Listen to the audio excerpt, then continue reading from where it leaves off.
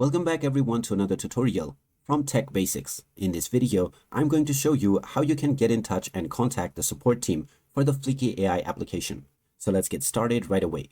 If you are trying to use the Fliki AI application, but you are running into several issues that you cannot solve yourself, then you will need to get in touch with the support team. Inside the Fliki AI application, if you go into Account, you will see various different options, but there is no particular option to contact the support team. Therefore, in order to get in touch with the support team, you will need to open up the iOS App Store or the Google Play Store. Once you open it up, tap on the search button and then search for Fliki AI. Once you find the application, go into the application page. And if you scroll down, you can find the App Support section. Tap on the drop-down button and this will show you the email address that you can use to contact the Fliki AI support team. Simply tap on this email and you can now open up your email application directly.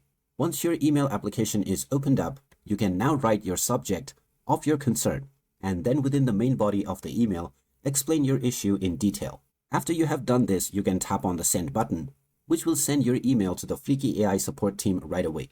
After this, just wait for the reply and your issue will be addressed by the team. You can also go into the application website to check out the FAQs. This might also have the answers to your question.